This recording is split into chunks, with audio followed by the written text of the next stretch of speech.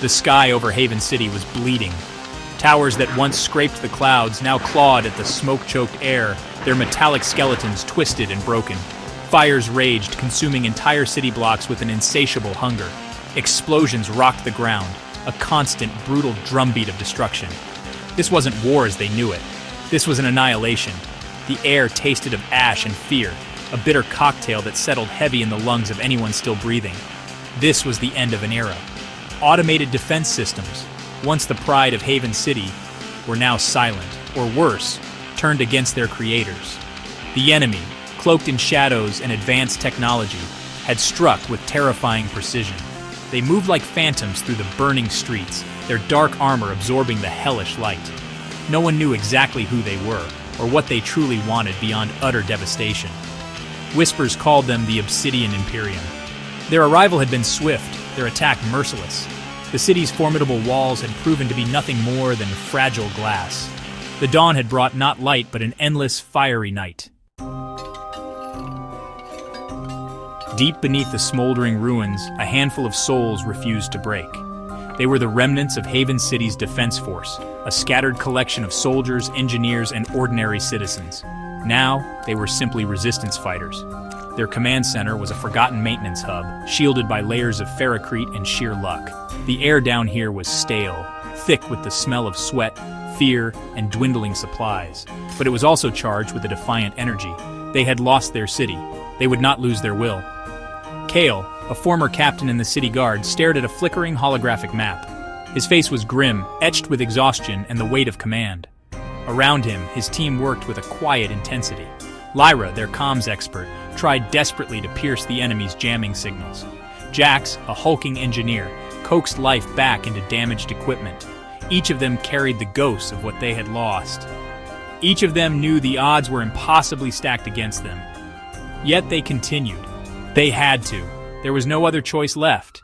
The fight for Haven City had just begun, in the darkness beneath its ashes. Trust was a fragile commodity in these desperate times. Even within their tight-knit group, suspicion could fester like an open wound. The enemy was cunning, their methods insidious. They had not only overwhelmed Haven City with brute force, but had also sown seeds of discord before the main assault. Whispers of collaborators, of sleeper agents, had circulated for weeks. Now, in the claustrophobic confines of their bunker, those whispers felt louder, more threatening. Every shared glance, every hushed conversation could be misconstrued. The pressure was immense. Kale felt the strain more than anyone. As a leader, he had to project strength, unwavering confidence. But doubt gnawed at him. Could he truly trust everyone in his inner circle? Marcus, his second-in-command and oldest friend, seemed more withdrawn lately, his usual boisterous energy replaced by a quiet brooding. Kale tried to dismiss his concerns as paranoia, a side effect of the unending stress, but the thought lingered, a cold splinter in his mind. The Obsidian Sentinels were relentless. They moved through the ruins of Haven City with terrifying efficiency. Their black armor seemed to drink the light, making them appear as specters of death against the fiery backdrop. Each Sentinel was a walking fortress, armed with energy weapons that could slice through plasteel like butter. They communicated in harsh, guttural clicks, their movements synchronized, devoid of any human hesitation or error. They were the iron tide, washing over everything, leaving only destruction in their wake. Their sole purpose seemed to be the complete subjugation of the city. One patrol, larger and more heavily armed than usual, strayed dangerously close to the Resistance's hidden sector. Alarms blared softly in the bunker, a muted shriek that sent a jolt of adrenaline through every fighter. Kale barked orders, his voice tight but controlled. The holographic map pulsed red, indicating the enemy's proximity. They were almost on top of one of the secondary ventilation shafts, a potential entry point. This was too close, far too close for comfort. The fight for their sanctuary, their last bastion of hope, had arrived with brutal, undeniable force. The battle for the bunker was a desperate, chaotic affair.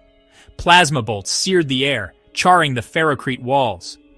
Resistance fighters returned fire with everything they had, their shots often deflecting harmlessly off the Sentinels' thick armor. Kale fought like a man possessed, his pulse rifle spitting defiance. But for every sentinel they managed to bring down, two more seemed to take its place. They were being pushed back, corridor by corridor, towards the central command room. The situation was dire. Hope was rapidly fading into the acrid smoke. Then, the unthinkable happened. As Kale and a small group tried to seal a breached doorway, Marcus, his trusted friend, his second-in-command, lowered his weapon. "Stand down, Kale. It's over."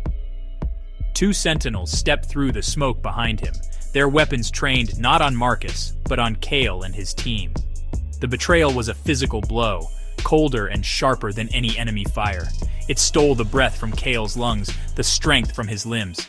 "Marcus, what have you done?" Kale whispered, his voice hoarse with disbelief and a dawning, terrible understanding. The other resistance fighters stared, their faces a mixture of shock and horror. The man they had fought alongside, bled alongside, had just delivered them into the enemy's hands. The heart of their resistance had just been ripped out. The fight was indeed over. Not because they were defeated by the enemy, but because they were broken from within. The memory hit Kale with the force of a plasma blast. It was from months ago, before the skies turned red, before Haven City became a tomb. He and Marcus were on a rooftop, overlooking the gleaming city, sharing a bottle of cheap synthale. Marcus had been different then, full of dreams, but also a growing frustration. He spoke of the city's stagnation, the corruption hidden beneath its perfect facade. He argued that Haven City needed a stronger hand, a more decisive leadership, even if it meant radical change. Kale had dismissed it as late-night talk, fueled by drink and idealism. He never imagined Marcus would seek that stronger hand from an outside force, a conquering entity like the Obsidian Imperium. The signs had been there, subtle warnings Kale had been too blind or too trusting to see. The seeds of this treachery had been sown long before the first Obsidian ship appeared in their sky. The capture was swift. The remaining resistance fighters were disarmed, their faces etched with despair and the sting of Marcus's betrayal. Kale felt a cold numbness creep over him. It seemed like the end, but as the sentinels herded them through the ruined corridors, something shifted within him. A tiny spark of defiance, nearly extinguished, flickered back to life. He looked at Lyra, her eyes filled with a silent, burning anger. He saw Jax clench his fists, his massive frame trembling not with fear, but with contained rage. They were beaten, but not yet broken. As they were marched towards the surface, through a newly blasted exit, Lyra caught Kale's eye. She made a subtle gesture, a quick series of hand signals they had developed for covert ops. It was a desperate plan, almost suicidal, but it was better than surrendering to a future dictated by traitors and invaders. Kale nodded almost imperceptibly. The Obsidian Sentinels, confident in their victory, had grown slightly complacent, their formations a little looser now that the immediate threat was neutralized. This was their only chance. Suddenly, Jax let out a roar and charged, not at the Sentinels directly in front, but at a weakened section of the tunnel wall. The resistance was not dead. It was merely reborn in the crucible of fire and treachery. Their new hideout was even more wretched than the last. A forgotten geothermal vent station, deep in the city's underbelly. The heat was oppressive, the air thick with sulfur, but it was secure for now. The escape had cost them dearly. Fewer than a dozen remained. Yet, the fire in their eyes burned brighter than ever. Marcus's betrayal had been a devastating blow, but it had also stripped away any lingering illusions. They knew the enemy now, both outside and within. There was a grim clarity to their purpose. Lyra worked tirelessly, her fingers flying across a salvaged datapad. "I've found something," she announced, her voice hoarse but triumphant. The Obsidian Imperium uses a central command spire to coordinate their drone network and ground troops. It's heavily defended, obviously, but its energy core, it has a vulnerability. A specific resonance frequency can overload it. It was a long shot, a suicide mission, but it was also their best chance to strike a meaningful blow, to disrupt the enemy's control over Haven City. The plan was audacious, bordering on insane. They would turn this crimson tide or die trying.